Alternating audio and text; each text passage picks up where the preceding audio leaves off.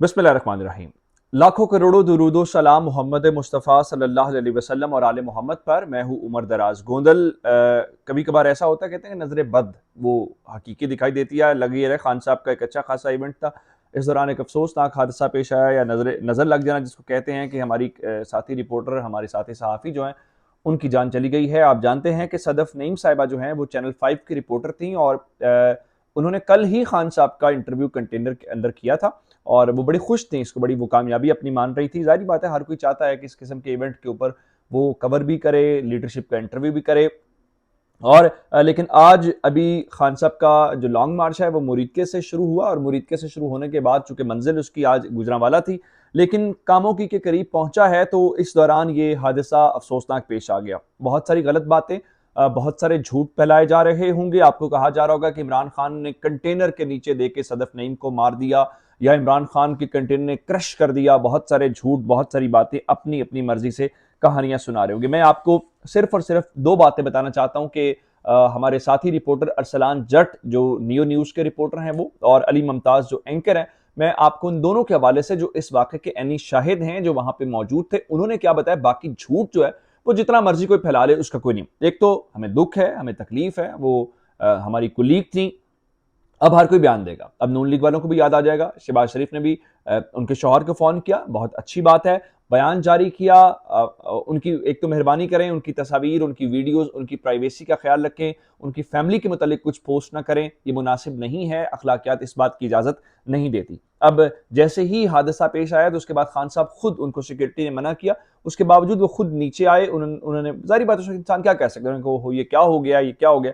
और उसके बाद उनको वहां से अस्पताल मुंतकिल किया गया, लेकिन वो जामर नहीं हो सकी, वो शहीद हो गई हैं। अल्लाह ताला उनके दर्जात बुलंद करे, उनके खानदान को सब्र जमील अता करे।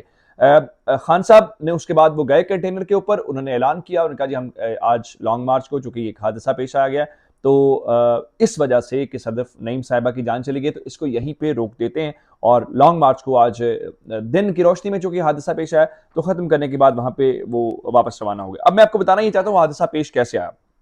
बुनियादी तौर पे अगर आप जीटी रोड पे सफर करते हो, या मोटरवे पे भी आमतौर पे एक डिवाइडर होता है, यानी सड़क की एक तरफ सड़क गाड़ियां इस तरफ जा रही हैं, दूसरी तरफ आ रही हैं, दरमियान में एक तकसीम करने वाले जिसको ब्लॉक्स हम लोग कहते हैं, वहां पे सदफ नईम साहिबा उस डिवाइडर के ऊपर। अब आप जानते हैं कि कोई ऐसी जगह नहीं थी जहां पे आप ये समझ रहे हो कि कोई बहुत ही 120 की स्पीड के ऊपर कंटेनर चल रहा हो, या इतनी तेजी के साथ वो काफिला कॉन्वॉय आगे जा रहा हो। उसकी वजह यह है कि लोग बहुत ज्यादा थे। ठीक है, स्पीड बहुत अगर कम या तेज का तो मसला ही नहीं है। अब मैं आपको वाकया से बताता हूं कि वो उस डिवाइडर के ऊपर थी, और डिवाइडर के ऊपर चलते हुए वो बुनियादी तौर पे उनकी कोशिश थी कंटेनर के ऊपर जाने की, ताकि वो इमरान खान का वहां पे इंटरव्यू कर सके। अब आप कहेंगे कि जी उनको तो वो कंटेनर के ऊपर चढ़ने नहीं दिया गया, दाखिल नहीं होने दिया गया। ऐसी बात नहीं है। आमतौर पे होता है इस तरह से, यह है कि सिक्योरिटी का भी मसला भी होता है, रश भी होता है। फिर जारी बात है, ड्राइवर तो अपनी जो इंस्ट्रक्शन क्यादत की जानिब सारी उसको फॉलो कर रहे हैं, तो उन्होंने इस दौरान शायद उसको पकड़ने की कोशिश की है कंटेनर को, या फिर वो चल रही थी तो उनका जो तवाजुन है वो लड़खड़ाया है, और इस दौरान सदफ नईम साहिबा जो हैं वो डिवाइडर से नीचे गिरी हैं। जब वो नीचे गिरी हैं तो कंटेनर अपनी स्पीड से था, अगर स्पीड से ना भी हो, कम स्पीड भी हो, तो वो उनके ऊपर से गुजरा, और इस दौरान उनकी, जारी बात है जब कंटेनर ऊपर से गुजरे और आपके सर से गुजरे तो आपकी जान कैसे बच सकती है।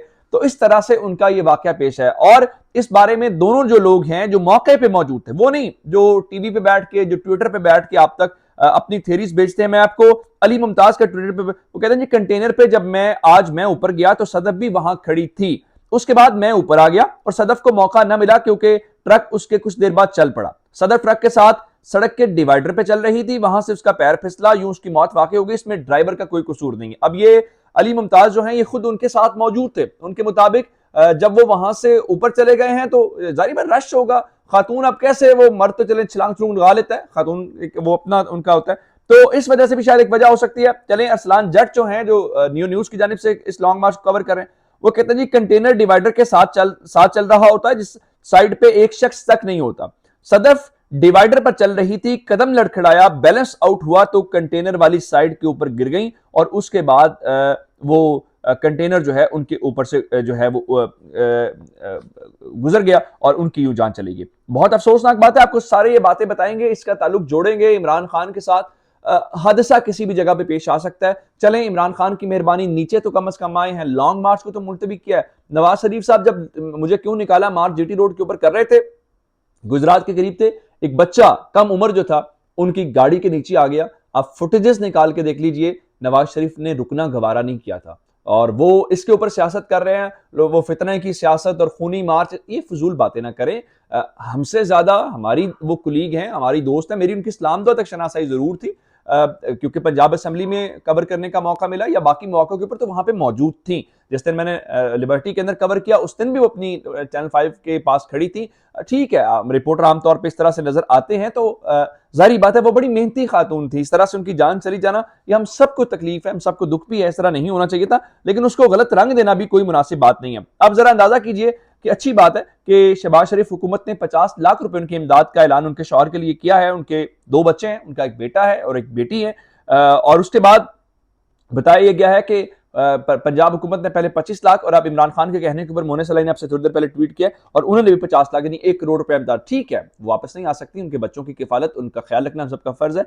अंदाजा इस बात से करें कि ये सब बयान दे रहे हैं, हुकूमत दे रही है। हुकूमत से ये पूछें कि क्या चैनल 5 ने, सेठ के मीडिया ने पिछले 6 महीने की तनख्वाह दी थी सदफ नईम साहिबा को? मैं आपको अब्दुल्ला मोहम्मद का ट्वीट आपके सामने रख देता हूं। उनके मुताबिक पिछले 6 महीने से सदफ नईम साहिबा को उनके चैनल की जानिब से तनख्वाह नहीं मिली थी। उस तनख्वाह न मिलने के बावजूद वो काम कर रही थी और खबर आप तक पहुंचा रही थी। तो गालियां पड़ती हैं, बहुत कुछ कहा जाता है, कितनी मुश्किल है। अब उनके बच्चों को अब से थोड़ी देर पहले एक इंटरनेशनल वेबसाइट ने लिखा है कि आज उनके बच्चों ने कहा कि आप ना जाए, चूंकि संडे है तो आपसे राब्ता मुनक़ता हो जाता है। तो उन्होंने कहा नहीं, मेरी मजबूरी है, चूंकि खबरें भी पहुंचानी है, तो मैं कोशिश करूंगी कि जल्दी आ जाऊं। लेकिन जाहिर बात है, मौत एक बरहक चीज़ है, एक ऐसी हकीकत है जिसको झुटला नहीं सकते, हम सब ने जाना है। मैं आपको कुछ इमरान खान के हवाले से खबर देना चाहता हूँ। NA-45 कुरम का जो इलेक्शन है वो इस वक्त वहां पे रिजल्ट्स आ रहे हैं। आज सारा दिन वहां पे पोलिंग होती रही और पोलिंग के बाद जो है अब तक के जो नतायज हैं, और आपको एक बात याद रखनी है कि ये सीट 2018 के अंदर MMA यानी PDM जो सख्त हुकूमत की इत्तेहादी है, उन्होंने जीती थी। और उस वक्त जीतने वाले उम्मीदवार ने MMA से 16,000 वोट हासिल किए थे, और उसके मुकाबले में जो तहरीक इंसाफ थी उन्होंने 13,000 वोट हासिल किए थे। अब आमतौर पर होता यह है, जनरल इलेक्शन में टर्नआउट ज्यादा होता है, ज़िमनी इलेक्शन में कम होता है। आज इमरान खान का मुकाबला है और दूसरे मुकाबले में 13 जमातों का इत्तेहाद, PDM का इत्तेहाद है, जिसमें जमील खान उनका मुकाबला कर रहे हैं। जिस लम्हे मैं वीडियो रिकॉर्ड कर रहा हूं, मेरे इस के रिकॉर्ड करते हुए 128 पोलिंग स्टेशन का नतीजा आ गया है। 128 पोलिंग स्टेशन 143 में से, यानी टोटल 143 हैं, जिसका मतलब यह है कि 15 पोलिंग स्टेशन का नतीजा बाकी रह गया है और खान साहब मजमूई तौर पे ये इलेक्शन जीत गए हैं। किस तरह से? इमरान खान ने 128 पोलिंग स्टेशन के ऊपर 18,675 वोट हासिल किए, यानी इमरान खान ने ज़िमनी इलेक्शन में 2018 के आम इंतखाबात से ज्यादा वोट हासिल किए।